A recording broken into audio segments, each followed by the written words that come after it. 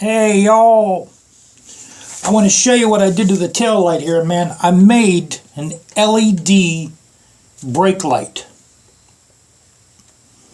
What I did is I took a regular, and the Rebel takes the 1157 bulb. So what I did is I took one of these, I busted the glass off, then I soldered an LED to the two leads. And then I taped all like the rim up because there's like little pieces of broken glass around the rim.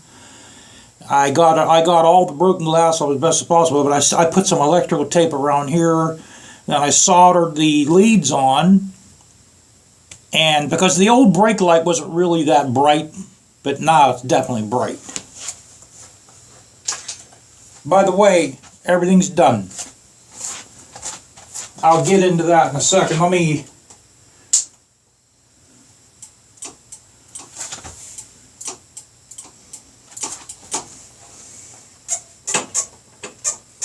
It's definitely brighter.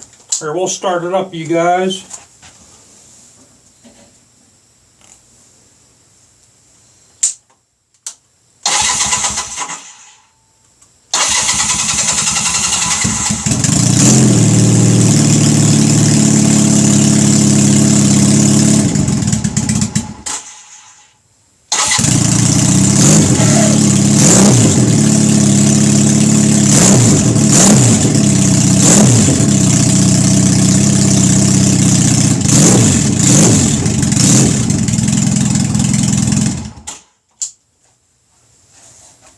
It's like 4 o'clock in the morning. I don't really want to, Well, here, guys, let me give you a tour, man. Let's pick this guy up here. I'll give you a quick tour here. Bear with the shaking. Didn't shut you off, did I? Man, I look horrible, don't I? All right, now.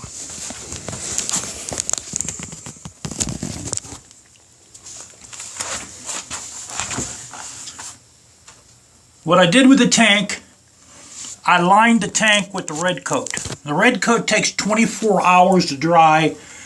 The tank has to be completely free of rust. I think I told you guys I washed it out with vinegar, and there was crap that came out of the tank, man. It was incredible. Then I washed it out with muriatic acid. I washed the tank out with 4.5 gallons of distilled water. And then I did it a final rinse with denatured alcohol, and I let it dry for 1 day. It was completely bone dry, and then I let the Red Kote dry for 24 hours. And I have some of the Red Kote that's spilled over.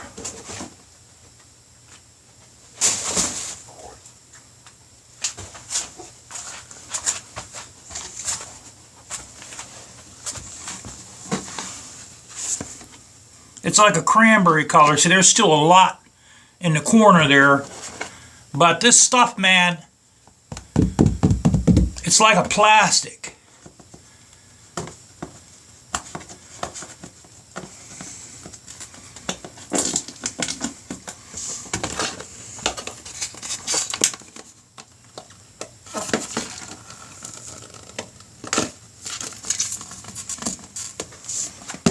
It is. It's just like it's supposed to be impervious to gasoline.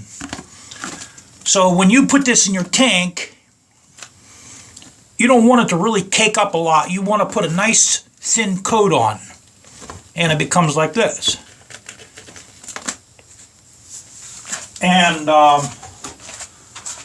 it smells. I mean, guys, it's you know what it smells like? It smells like plastic pipe glue, but worse. That's what it smells like. It smells real freaking bad.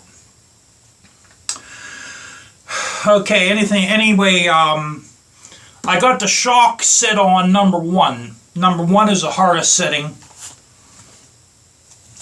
I'm still going to make, because I took these struts off I made here because the when the swing arm would move, it would push the struts up and it would push the fender up, So what was happening is this almost became like a rigid.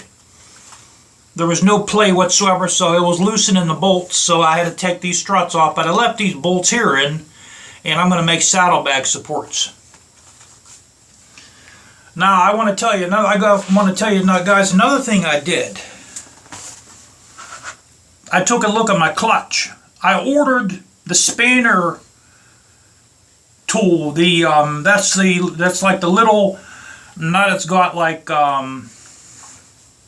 4 prongs on it for the bolt that holds your clutch basket in. I ordered that nut. It's called a spanner nut, because you can't take the hub off unless if you have one of them guys.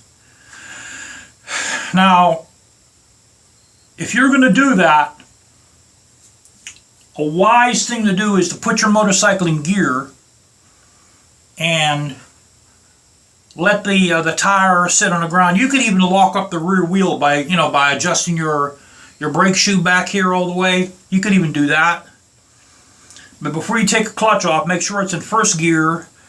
And I'm going to lock up I'm going to do a video on that. But what I did was I replaced the clutch springs with my Busa springs.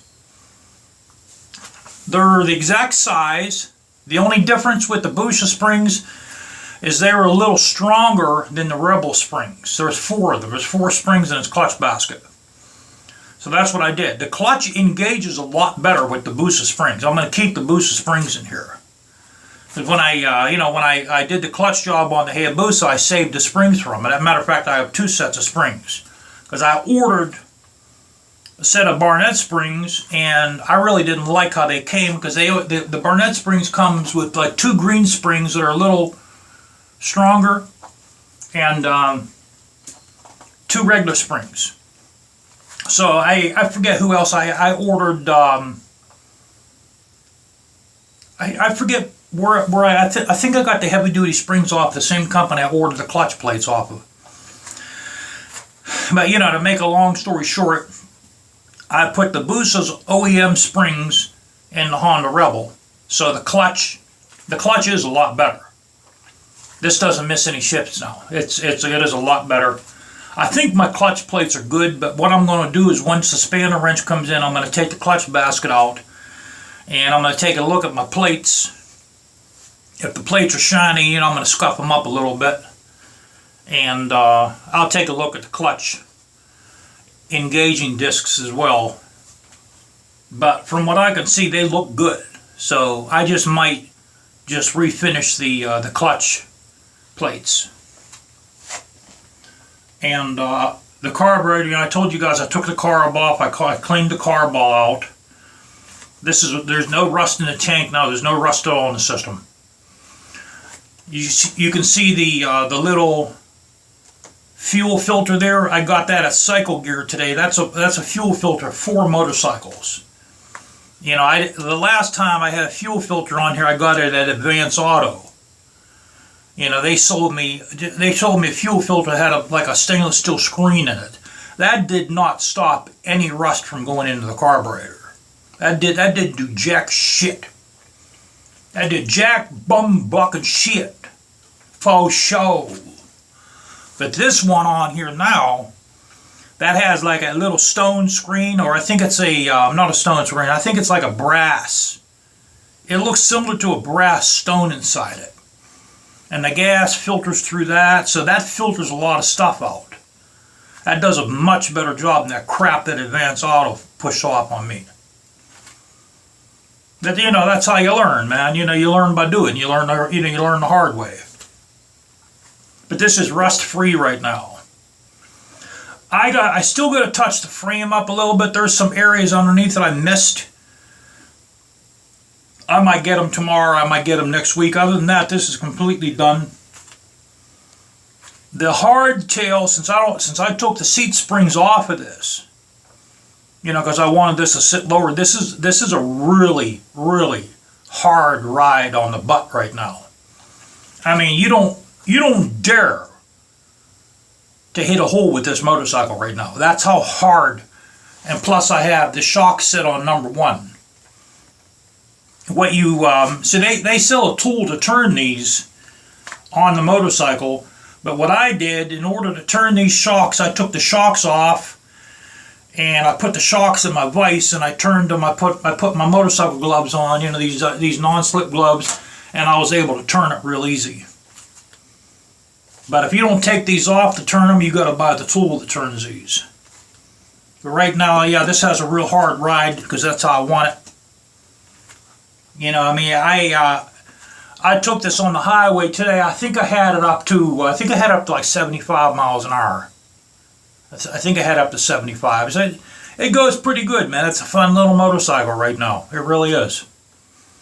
It's good looking and it's fun. Everything's done on it. Brakes are replaced. I think I told you guys.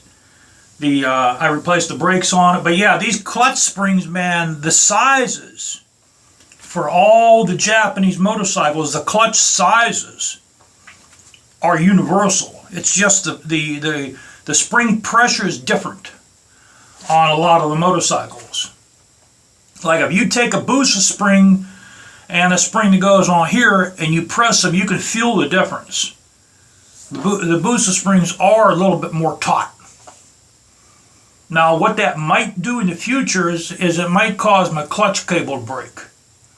And then I'm gonna be stuck in the middle of nowhere, you know. So I hope that doesn't happen. I'm gonna have to keep an eye on my clutch cable, because when I had my Harley, that happened to me on my Harley. My clutch cable broke, and you know, since the motorcycle weighed like 1,100 pounds, I couldn't push it nowhere. I could push. This is like 290 pounds right now. But when my Harley clutch cable, when I had to call my father, I told him bring an extension cord or a piece of rope with you, and lucky thing, it was like right around the corner, and he towed me home. Well, I stayed on a bike. And let me see, what else did we do to this? I think I told you guys I got my motorcycle license. I got my license, man. I can now ride in the dark. I can ride without a helmet. And I can take passengers. This is set up for one person. This is a one-person motorcycle. I even took the passenger foot pegs off of this. This is strictly because, you know, this doesn't have much power anyway, so this can't take two people. And that's why I'm leaving this as a single-seater. And I think I told you guys I use single-phase, or no, a single-stage enamel paint on this. It has the clear coat mixed in with it. It comes with a can of paint and a can of hardener. This is 8-to-1. So there's 8 units of paint to 1 unit of hardener. It's single stage majestic purple. That's the name of this paint here. It's a really easy paint to use, man. It's real easy. I set my gun on 40 psi and I had no fish eyes whatsoever. I had the paint covered with no problem. I wiped all my parts down with a tack cloth with denatured alcohol, and I gave all the parts 6 coats. I gave the fender. I didn't give the frame 6 coats. I gave the fender and the fenders and the gasoline tank 6 coats. And I'm not putting any names on this whatsoever. I took all the names off. Matter of fact, the only names on this are on the engine, and I'm going to fill those in too. And the name on the front fork. I'm going to take that off. I'm going to do something with that. And we're going to fill the names on the side, because that's how I want. I want people to try to figure out what this is. Other than that, guys, I'm going to let you guys go.